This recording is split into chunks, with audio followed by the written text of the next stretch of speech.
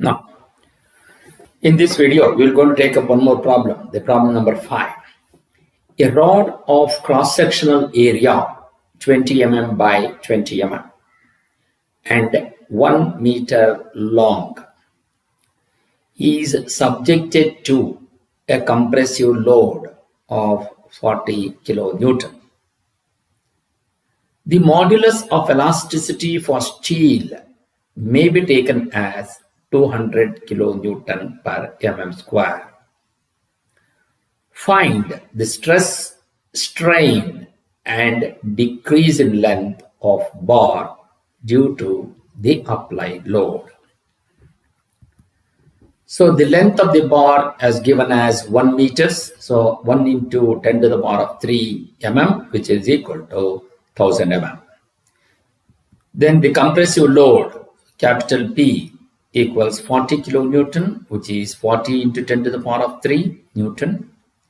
Then the modulus of elasticity E, 200 kilonewton per mm square. Convert that kilonewton into Newton, which is equal to 200 into 10 to the power of 3 Newton per mm square.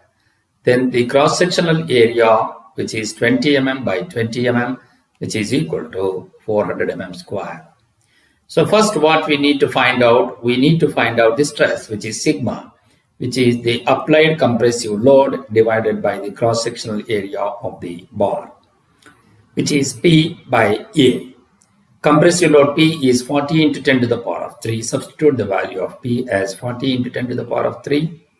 The area of cross-section as 400, which is equal to, on simplification, you will going to get it as 100 Newton per mm square. Then that is sigma is equal to 100 Newton per mm square. Next, we're going to get the strain or the modulus of elasticity E, which is stress by strain, which is sigma by epsilon.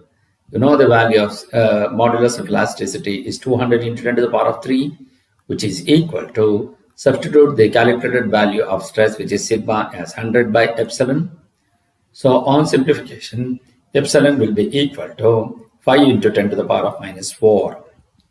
Also, we know what is strain, change in length or decrease in length divided by the original length of the rod, which is equal to delta L by L.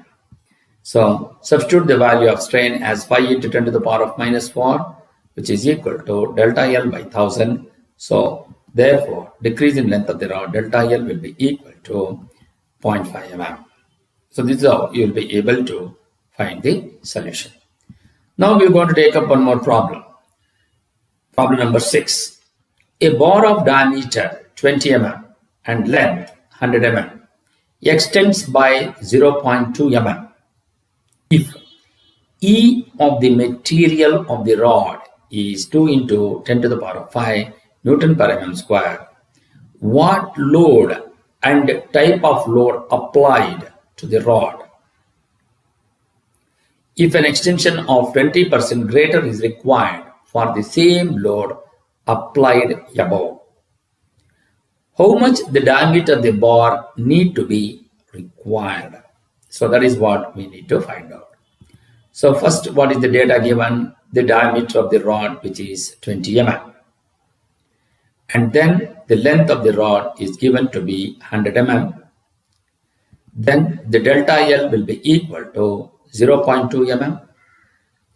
And the Young's modulus of the material is 2 into 10 to the power of 5 Newton per mm square. So first condition, extension, which is the delta L, will be equal to P into L by A into E.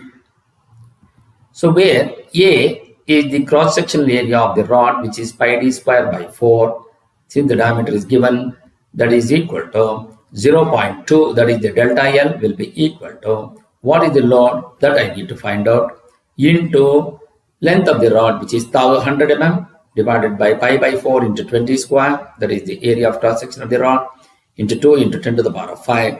Therefore, the applied load P will be equal to 125,663.7 Newton.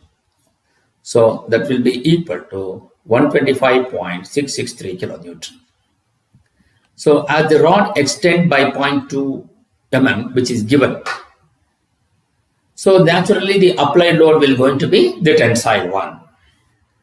So now if the extension is 20% greater, then what should be the diameter of the rod? Because the same load applied.